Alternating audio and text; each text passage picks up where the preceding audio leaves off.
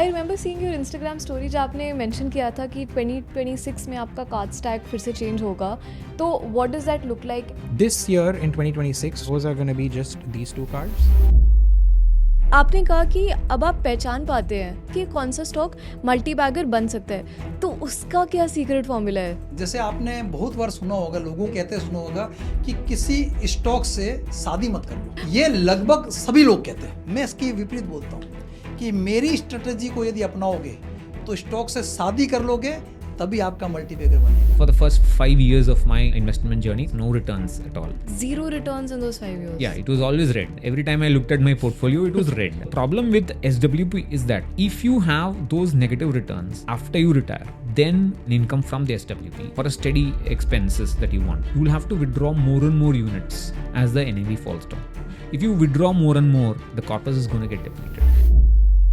ये मूवी तो हम सबने देखी है, करेक्ट? बागबान, 4 बच्चे थे उनके, बट कोई भी काम नहीं आया। टैगलाइन क्या है फिल्म की? Can you depend on your family, you shouldn't depend on your children. कई फैमिलीज के लिए चिल्ड्रन ही रिटायरमेंट फंड है। बच्चों को पढ़ा रहे हैं, अभी हम वो देख लेंगे।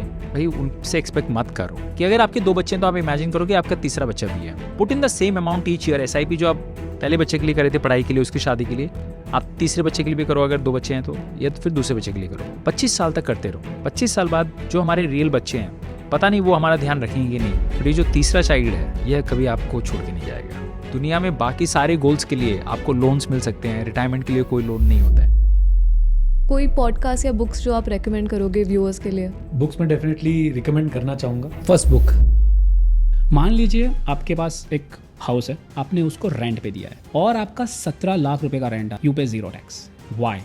Okay. That's the question, right? Yeah, I was just going to say why and आपने वो बोल ही दिया। I can see on your face.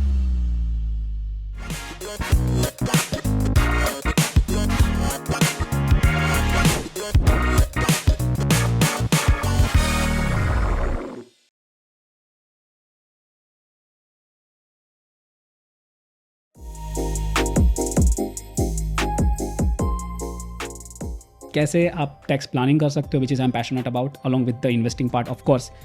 मान लीजिए आपके पास एक हाउस है या शॉप है, आपने उसको रेंट पे दिया है और आपकी दूसरी कोई इनकम नहीं है, या समझ लीजिए आपके पापा के पास है, किसी के भी पास, ओके, वो टैक्सेबल होता है इनकम फ्रॉम हाउस प्रॉपर्टी।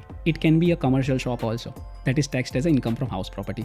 और आपका 17 लाख रुपए का रेंट आ रहा है, 17 लाख, यू पे 0 tax. Why? Okay. That's the question, right? Yeah, I was just going to say why and आपने वो बोल ही दिया। I can see on your face. And thanks for asking me that. Why? Because when you are offering any tax under the house property income, you get a 30% standard deduction. तो अगर 17 लाख आपको rent आ रहा है और दूसरी कोई income नहीं है और आपने 30% स्टैंडर्ड डिडक्शन अप्लाई कर दिया, 17 into 30%, which is your taxable income is 11,90,000. Just under 12. And that's why you pay 0 tax. Okay. But I want to give one more hack because I'm loving the energy in the room. Please go for it. So now assume that because this property you might take on a loan.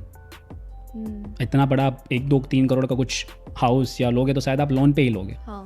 तो उसके ऊपर जो आप rent interest पे कर रहे हो, आप अर्न कर रहे हो रेंट, बट आप इंटरेस्ट भी पे कर रहे हो EMI के तौर पे, right?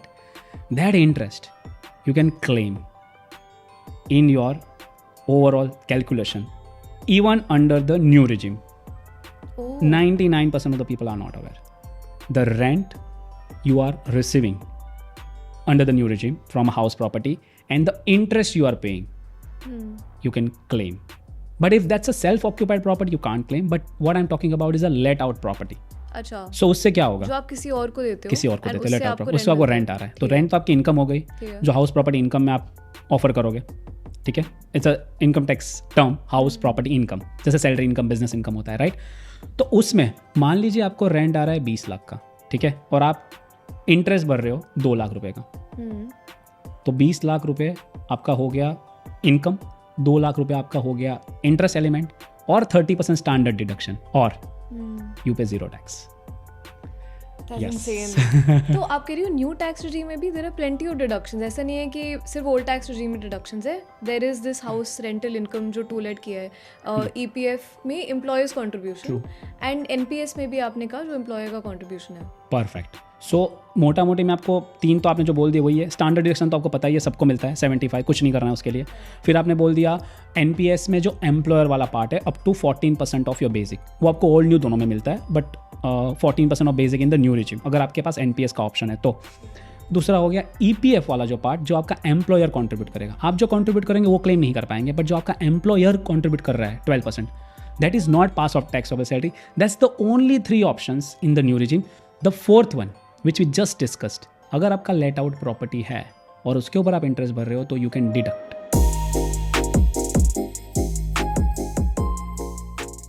This is what I been doing. इसमें most important thing is, the first thing is my retirement, जो सबसे बड़ा है। या एंड यू नो ये मूवी तो हम सब ने देखी है, करेक्ट? बागबान। बागबान, 4 बच्चे थे उनके, बट कोई भी काम नहीं आए, फेल। चारों फंड का रिटर्न्स एकदम ना हुआ। क्या फायदा हुआ, राइट? डाइवर्सिफाइड पोर्टफोलियो भी था। राइट। टैगलाइन क्या है फिल्म की? Can you depend on your family? It's a big reality check. Today, all the families in India are nuclear families. We have separated from our parents. सिर्फ husband, wife, बच्चे, and you can't depend on your children. You shouldn't depend on your children. कई families के लिए children ही retirement fund है। बच्चों को पढ़ा रहे हैं अभी, हम वो देख लेंगे। भाई उनसे एक्सपेक्ट मत करो, अपनी खुद की व्यवस्था खुद करो। So I always give this example to my investors कि हर परिवार में 2 बच्चे होते हैं, राइट? हाँ। और हम दोनों बच्चों पे बहुत पैसा खर्चा करते हैं 25 साल तक, पढ़ाना लिखाना, घुमाना फिरना, शादी तक भी। तो आपको पता है एक फैमिली लगभग एक बच्चे पे कितना खर्चा करती होगी? एक middle class, upper middle class family just reasonably 1 से तो क्रॉस ही हो जाएगा। मिनिमम 5 से 6 crore minimum. Didn't realize I was this expensive. या सो वी से कि अगर आपके 2 बच्चे हैं तो आप इमेजिन करो कि आपका तीसरा बच्चा भी है। Put in the same amount each year. SIP जो आप पहले बच्चे के लिए करे थे पढ़ाई के लिए, उसकी शादी के लिए, आप तीसरे बच्चे के लिए भी करो अगर 2 बच्चे हैं तो, या तो फिर दूसरे बच्चे के लिए करो। 25 साल तक करते रहो। 25 साल बाद जो हमारे रियल बच्चे हैं, पता नहीं वो हमारा ध्यान रखेंगे कि नहीं, बट ये जो तीसरा चाइल्ड है यह कभी आपको छोड़ के नहीं जाएगा।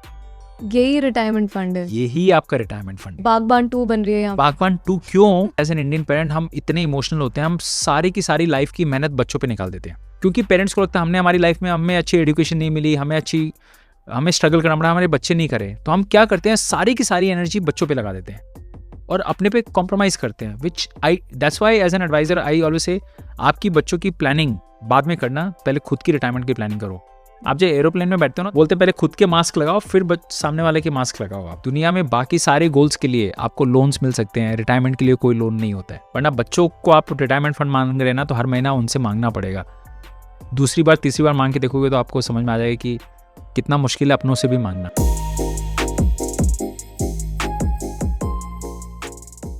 What were those people who rely on SWP from their mutual fund investments as their retirement plan? What can go wrong in that situation? I think the mutual fund industry has beaten the SIP drum long enough and loud enough that everybody knows about SIP now. Now they've changed track and gone to SWP. They have understood that a lot of Indians are retiring rich and there's going to be a lot of retirement corpus. So if you take this retirement corpus and push it into equity funds or equity oriented funds or balanced advantage funds, whatever you want to call it, hybrid funds, market the concept of an SWP in retirement, then you can say that you can get an income and your corpus can also grow. The problem there is that if there are a few years of negative returns and if you want a steady income from an SWP, then you will have to start selling more and more units when the NAV falls down. Many people assume today that the NAV will never fall for that long, but it can. There can be 5 years, 6 years of a sideways market where nothing happens, no returns at all. And I think that happened in your case, right? oh yes, for the first 5 years of my investment journey that happened. But thankfully that was my accumulation phase. Like which time period are we talking about? 2008, June 2008 to December, November 2013. Zero returns in those 5 years. Yeah, it was always red. Every time I looked at my portfolio, it was red. So that's really depressing. Yeah, it was very scary. I thought I was making a mistake, and my wife and my mother warned me that you're doing something wrong because nobody else had equity experience in the house. The problem with SWP is that if you have those negative returns after you retire, especially in the first decade of your retirement, then for a fixed income, for a steady expenses that you want or an income from the SWP, you will have to withdraw more and more units as the NAV falls down. If you withdraw more and more, you're going to get depleted. The corpus is going to get depleted because mutual funds don't have any concept of interest. When you redeem from a mutual fund, you are not redeeming only the profits. You can't only book profits from a mutual fund. You can only buy units and sell units. When you sell a unit, part of it will be the principal, the amount you paid, and part of it will be the profit. So every time you redeem, you're going to eat into the corpus. Right? And if you are going to have a bad set of returns from the market, then you're going to withdraw more than what you expected. There's nothing wrong with the SWP per se, but do it from a fund which does not fluctuate too much. Okay. Do it from a money market fund. Do it from an arbitrage fund or a liquid fund where the NAV is reasonably steady.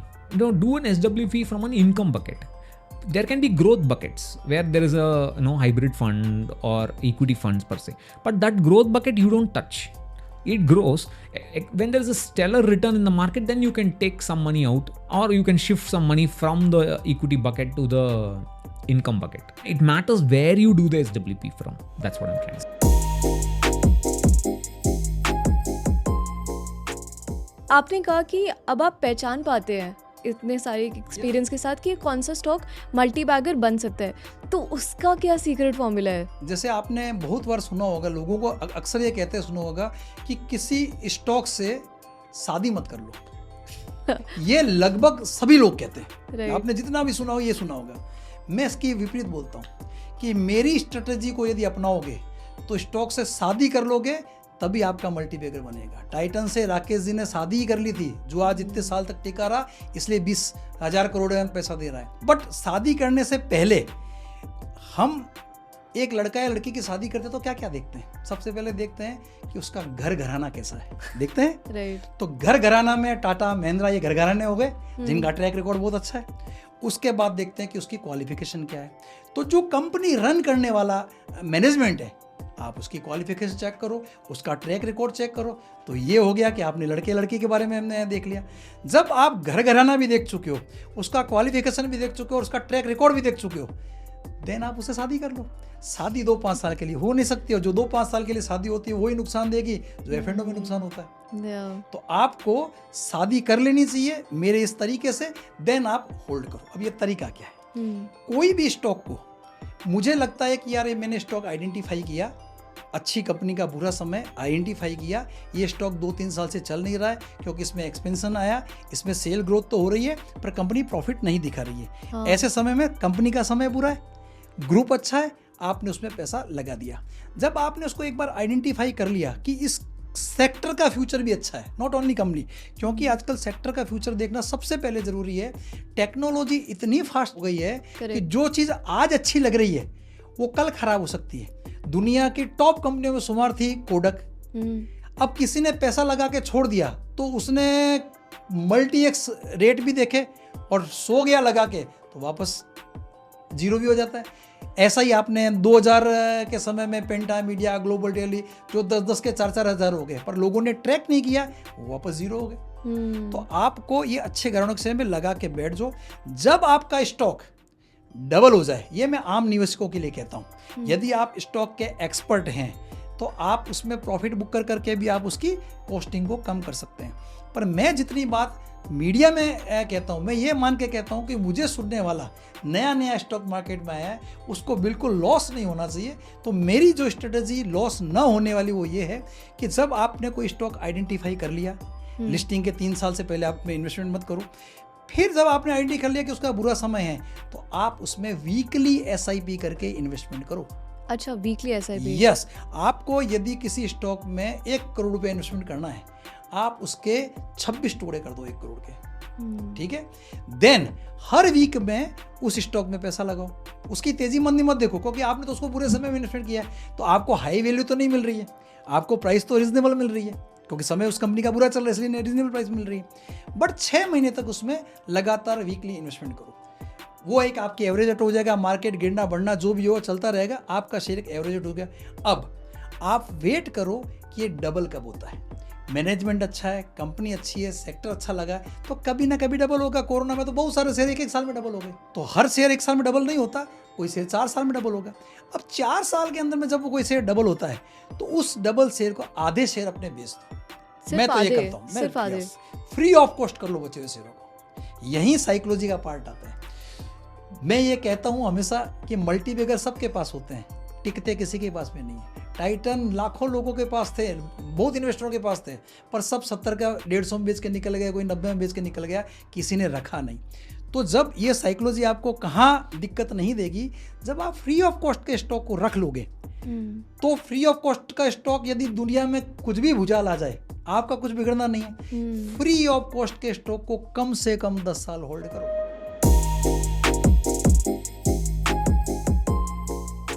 I remember seeing your Instagram story जहाँ आपने mention किया था कि 2026 में आपका card stack फिर से change होगा, तो what does that look like? This year in 2026, your question was what am I going to be using and what are my uses going to be?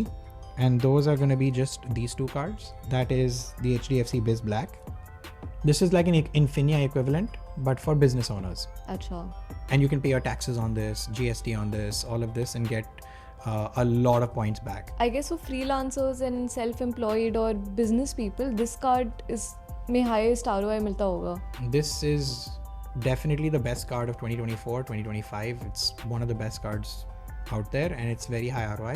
The ITR requirement is very high though. I think they've upped it to now 40 lakhs.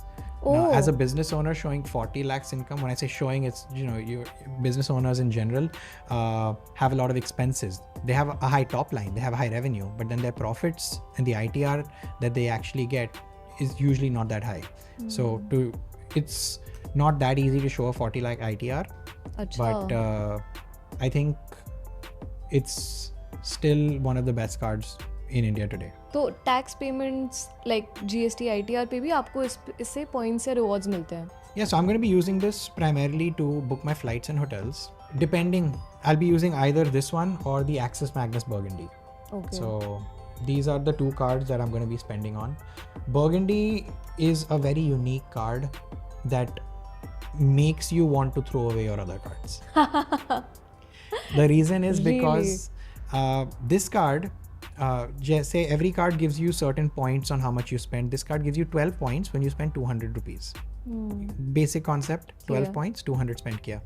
This card, when you spend more than 1.5 lakh rupees in a month, then everything above 1.5 lakh rupees is going to give you 35 points per 200 rupees spent, which is triple the number of points. So they're incentivizing you to spend more They're incentivizing you to spend more on this card on only. that card, yeah. So that's why I don't want to spend on the other cards that I have now if I'm going above 1.5 lakh in that month. उसमें कोई cap है या फिर नहीं? Oh, The cap is there. The cap is your credit limit. oh yeah. And it's actually in the TNC that your credit limit plus 1.5 is the maximum points you can earn per month. The reason I got this card is my monthly expenses don't go above 2.5-3 lakh rupees per month. But for certain months, like in 2026, I am planning to upgrade my car, buy a new car where I might put a 10 lakh down payment. उसमें this would really help, right? Yes. Yeah. So this would help really well on that. This is going to help on my GST purchases and my utilities, and as well as my flights or hotels if I want to use the Smart Buy portal. And both of them have very different redemptions as well. I will use all the points here towards hotels because they have a really high conversion to Accor hotels. And this one I will use towards Singapore Airlines because they have a good conversion for Singapore Airlines. So my next trip next year is going to be planned towards the end of the year for a free trip to Bali, which is a 7.5-8 hour flight. I'll fly business using the points I earn on this. I will stay at luxury hotels using the points I earn on this and get a 4-5 lakh vacation just because I know how.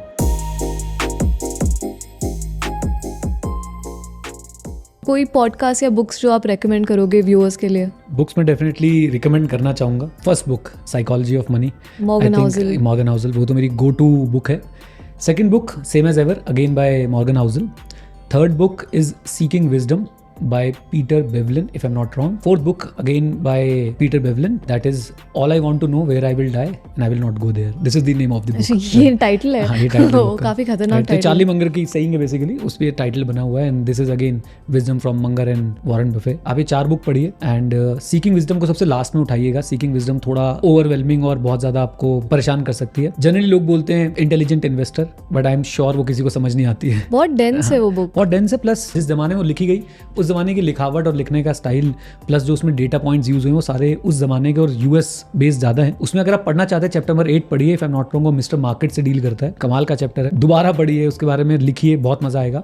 एक book और है richer wiser happier by William Greens, I hope मैं उनका नाम से ले रहा हूँ। इस बुक में आपको डिफरेंट इन्वेस्टर्स के बारे में जानने को मिलेगा। John Templeton, Howard Marks and then Warren Buffett, Charlie Munger, Mohnish Pabrai, एक दो और अच्छे इन्वेस्टर्स के बारे में यहाँ पे बताया गया है। डेफिनेटली ये बुक्स आप पढ़िए, इनको अपने साथ रखिए हमेशा। And letters to the share holder by Warren Buffett अगर आप पढ़ना चाहते हैं वो भी बहुत अमेजिंग है। अमेजॉन के जो letters to the share holder हैं वो भी बहुत अमेजिंग है। आई थिंक ये बुक शुरू कीजिए, आप इन्हीं को खत्म नहीं कर पाएंगे और इन्हीं से आपको इतना ज्ञान मिल जाएगा, आपका बिहेवियर मैनेज होना शुरू हो जाएगा in investing in personal finance. Wow, ये मेरे टू रीड लिस्ट में अब एंटर हो चुके हैं।